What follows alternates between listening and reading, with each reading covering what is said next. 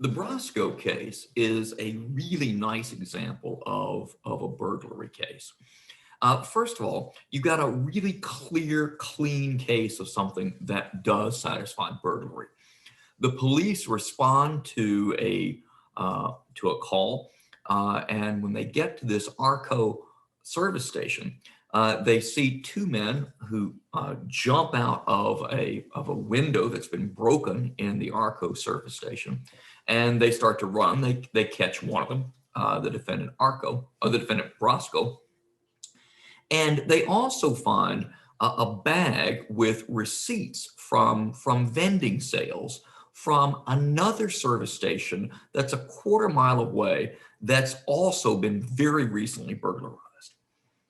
So the court says, look, you've got a service station which these two guys have unlawfully entered, and we find evidence from another burglary there that they've abandoned as they took flight.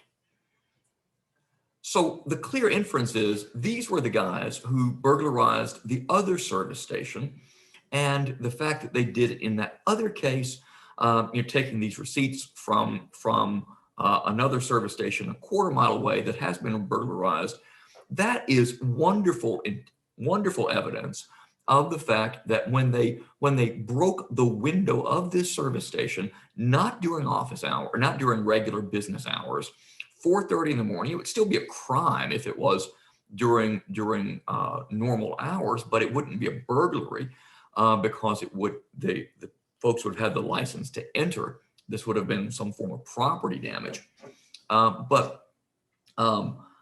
But here, 4:30 in the morning, you've got a forced entry into a building, and the people who did the forced entry leave behind evidence from a burglary elsewhere.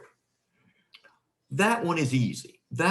You've got intent, you've got an action, you've got no defense because this is not business hours, and you've got the clear evidence of entry. They were inside, so they've entered. And for good measure, it was a forced entry. That's not required under our burglary statutes, but it certainly adds something to the prosecution's case. So the burglary of the Arco station is easy. What about the Scat station, though, the one for which those vending receipts were left behind? That's the kind of tricky one. And that's the one in which we are looking at the inferences of the possession of the item. So, the Arco station, we've got them, as they would say, dead to rights. Don't know exactly where that metaphor comes from, what exactly it means, but it means you're pretty clearly guilty or extremely clearly guilty. The question then about the Scats one, because we don't have direct evidence that they were inside of the other building, but we know that whoever got those receipts from the Scat station had to have been inside of it. And we know that building was burglarized, that it was entered at a time when no one was privileged to do so, when it was not open for business. And so those receipts, the inference can be drawn, came from that burglary, particularly when you combine it with the fact that these guys are in a different gas station that they've broken into. So this is a nice case that lays out the very clear application of the burglary statute in the case of the Arco robbery, or the Arco burglary. Be very careful. I got it wrong there. The Arco burglary, not robbery. No, there's no force used here. We often describe, people come home and their house has been burgled. They'll say, we've been robbed. That's the common parlance. That's not the actual legal definition. So they have that clear evidence from the Scat burglary there that allows the mens rea for the Arco burglary. But we have to then figure out how to get to the Scat burglary.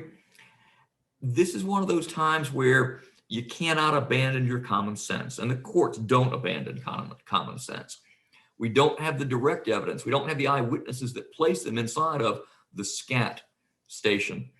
But we do have really compelling evidence. I mean, how else would they come to have been in possession of these receipts that were burgled, that were obtained through burglary?